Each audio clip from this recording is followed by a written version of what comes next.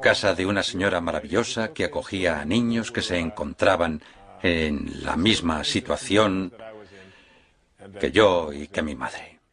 Nací en 1940. Mi madre tenía 3 hijos varones de menos de 4 años. Yo era el más pequeño y mi padre, cuando yo tenía año y medio o 2, se marchó sin más. Mi madre le pidió el divorcio y él, que tenía 3 hijos, no llamó nunca. Ni una vez en toda su vida. No hizo el menor intento de contactarnos o de contribuir a nuestra manutención. Y yo solía preguntarme cómo alguien podía... Mi madre era una bellísima persona y todo el mundo... Ella nos reunió de nuevo cuando yo tenía 9 años en 1949. Todos mis amigos querían venir siempre a mi casa porque era un lugar donde no se juzgaba a nadie, era divertido, ellos lo pasaban bien, siempre había comida para todos. Era un lugar especialmente alegre, emocionante, hermoso. Siempre me preguntaba cómo un hombre había podido abandonar a una mujer con 3 hijos de menos de 4 años cuando era perfectamente capaz de quedarse a trabajar. Eran tiempos de guerra y todo eso, y él pasó varios años de su vida en la cárcel. A mí me corroía por dentro el deseo de conocer a ese hombre, de encontrarlo. Soñaba con él, estaba lleno de rabia. Un momento decisivo en mi vida llegó cuando cambió la imagen que tenía de mi padre. Yo no sabía de él más que su nombre. Se llamaba Melvin Lyle Dyer. Sé que nació en 1914. Por las noches a menudo soñaba que lo veía.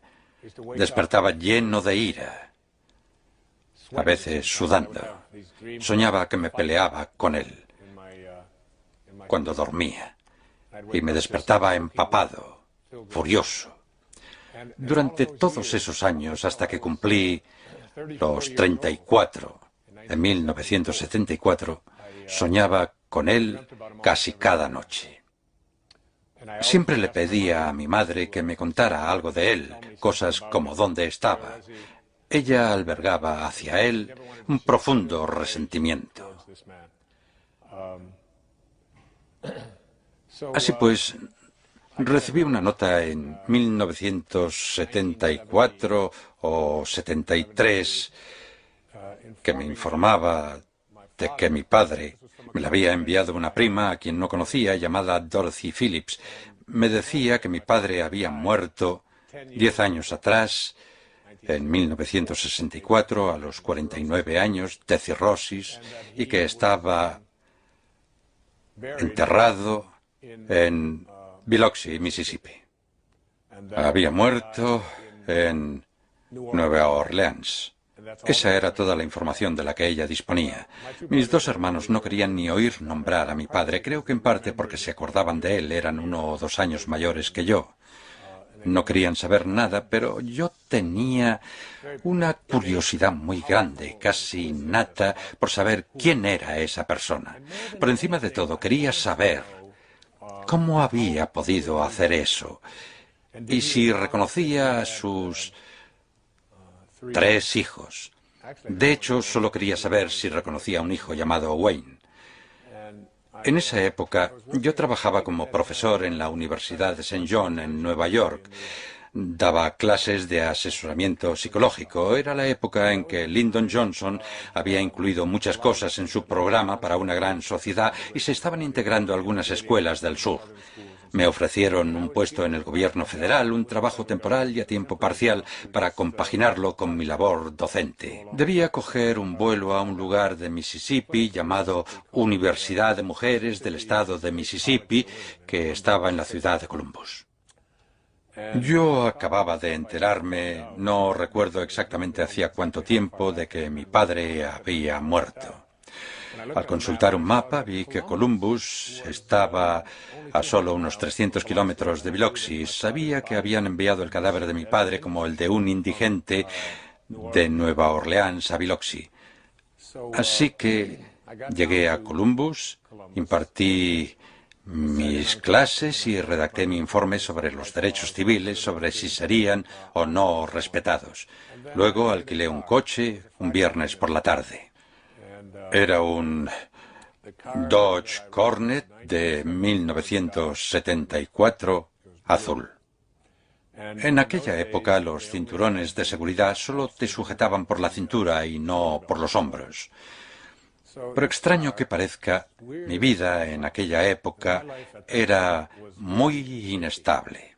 Yo bebía, mantenía una relación que no me satisfacía, no acababa de centrarme como escritor, estaba pasado de peso, tenía muy poca disciplina, el ego dominaba demasiado mi vida.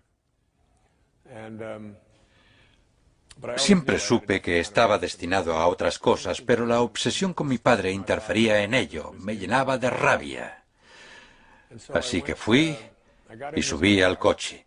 Lo alquilé en una agencia Avis. Nadie lo había alquilado antes. Nadie lo había conducido siquiera. El cuentakilómetros estaba a cero. A 0,006 millas o algo así. Lo habían traído ese día en un camión para que yo lo alquilara. Así que lo alquilé, me subí, comencé a ponerme el cinturón, me puse el izquierdo primero y cuando me incliné hacia el otro lado vi que no tenía cinturón derecho. Yo era un maniático de los cinturones de seguridad, así que bajé del coche para encontrar ese cinturón, saqué el asiento y lo dejé en el suelo. Y allí, pegada al suelo del coche y envuelta en plástico, estaba la hebilla. Había una goma elástica alrededor y el paquete estaba pegado con cinta adhesiva al suelo del coche. Supongo que para evitar que rajara la tapicería, así que lo saqué, le quité la goma elástica, lo desenvolví, coloqué el asiento en su sitio y me disponía a poner la hebilla cuando descubrí que dentro había una tarjeta de visita. En aquel coche nuevo, sin estrenar, eché un vistazo a la tarjeta y decía: Pensión Canlight, Biloxi, Mississippi. En el dorso había un mapa impreso con indicaciones para llegar a la pensión. Entonces tuve uno de esos breves momentos de extrañeza y pensé: ¡qué raro! Pero no le di mayor importancia, supuse que era de alguien de la fábrica y me la guardé en el bolsillo. Pero quería ir a Biloxi, así que conduje hasta ahí esa tarde de viernes de finales de agosto y llegué a las afueras de Biloxi. Pasé el letrero "Bienvenido a Biloxi" y vi una gasolinera. Me detuve en la gasolinera, donde había una cabina de teléfono con unas páginas amarillas, y busqué la sección de cementerios. Era mi única pista. Había 3 números, 2 impresos con letras grandes y uno con letra más pequeña. Así que llamé a los 2 primeros. Nadie contestó en el primero. No había nadie en el cementerio. El segundo al que llamé comunicaba constantemente, así que llamé al número pequeño y contestó un hombre con acento sureño. Le dije: llamo para preguntar si hay un tal Melvin Lyle Dyer que murió en 1964, creo que fue en ese año, enterrado en su cementerio. Él respondió: en realidad esto no es un cementerio, pero sí que hay gente enterrada aquí. Dijo que iría a echar un vistazo y tardó al menos 10 minutos en regresar. Se puso al teléfono mientras rebuscaba en una caja de Coca-Cola, que es donde se archivaban los papeles en Mississippi en ese entonces. Entonces dijo: he encontrado el registro de su padre, lo enterraron aquí en 1964. Yo le dije: he venido de viaje, llevo buscando a mi padre toda mi vida, me gustaría visitar su tumba. Él replicó: no es realmente un cementerio, su padre está enterrado en el terreno de la pensión Canlight. Es una historia verídica. Así que me llevé la mano al bolsillo y dije: tengo un mapa. Conduje hasta aquel pequeño terreno. Fue un momento decisivo en mi vida en el que empecé a creer en el lado activo del infinito. Me acerqué a una marca que había en el suelo. Ni siquiera había lápida, solo una marca en el suelo que decía Melvin Lyle Dyer. No recuerdo las fechas exactas, pero estoy casi seguro de que eran 1914-1964. Me quedé ahí un rato y cuando entré en la pensión el hombre me dijo: puede irse cuando quiera. pero cuando lo haga, cierre la valla con la cadena. Le dije que así lo haría. Salí de nuevo. Eran como las 5:15 y permanecí allí casi 3 horas. Ya había oscurecido, eran las 8 y no hice más que maldecir a mi padre pisoteando el suelo, diciendo: ¿cómo pudiste hacer eso? ¿En qué estabas pensando? ¿Cómo pudiste marcharte y no llamar nunca? Se me saltaron las lágrimas. Fue un momento culminante y muy emotivo de mi vida. Entonces algo se adueñó de mí y me acordé de lo que Mark Twain decía sobre el perdón. El perdón es la fragancia que la violeta deja en el talón que la ha pisado. Se apoderó de mí una sensación que nunca había tenido y le dije a mi padre: te perdono. No sé por qué. Dije: a partir de este momento y para el resto de mi vida te transmitiré amor. Te veré siempre con afecto. Así que puse la cadena, me alejé en el coche, volví a casa, volé de regreso a Nueva York, me tomé un breve periodo sabático de unas 2 semanas y fui a un lugar en Fort Lauderdale, Florida, al motel Spindrift. Me alojé allí y escribí un libro llamado Tus zonas erróneas. Hoy se han publicado 32 millones de ejemplares de ese libro en 48 idiomas y lo escribí en menos de 2 semanas, de principio a fin. Cuando me marché de ahí, empecé a hacer footing. Poco después adquirí la costumbre que he mantenido 22 años de correr 13 kilómetros cada día. Dejé de beber, inicié una nueva relación en mi vida. Los hijos que había querido tener empezaron a aparecer. Cambié mi dieta. Dejé de comer alimentos tóxicos y de tener comportamientos tóxicos. Y todo lo que he sido capaz de crear y lograr en mi vida ha sido posible porque, por alguna razón misteriosa, una tarjeta de visita había ido a parar a un coche sin estrenar y después a mi bolsillo cuando me disponía a ir en busca de mi padre. No tengo ni un atisbo de explicación para ello. Es místicamente misterioso, pero ese acto me cambió literalmente la vida y la dio un vuelco. Recuerdo que de niño, cuando vivía en el 231 de Town Hall Road en casa de la señora Scarf, ella se acercó una tarde y nos entregó a mi hermano Dave y a mí un plátano a cada uno. Estábamos en el porche trasero y ella, con el rostro bañado en lágrimas, nos dijo: el señor Scarf ha muerto esta mañana. Yo, tan inocente a mis 6 o 7 años, le pregunté: ¿y cuándo volverá? Y ella respondió: nunca. Recuerdo que pelé ese plátano, me fui a mi litera, me acosté e intenté imaginar ese nunca. No sé si han pensado nunca que irse a dormir y morirse durante 1.000.000 de años no es gran cosa, pero nunca, nunca.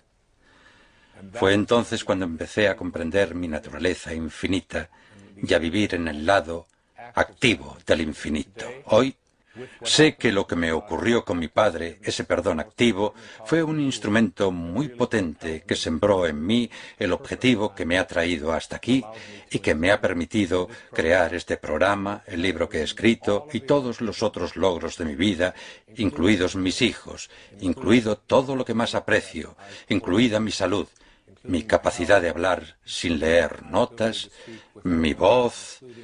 Todo ello surgió a raíz de ese acto de perdón.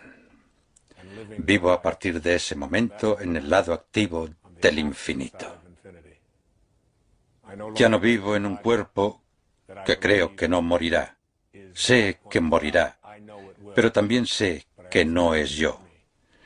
Estoy total y absolutamente reconciliado con ello. No soy este cuerpo. Soy un ser infinito disfrazado de un hombre que les habla en este momento. Que Dios les bendiga. Gracias.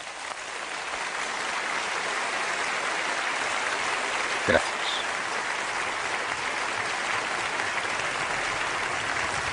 Gracias. Muchas gracias.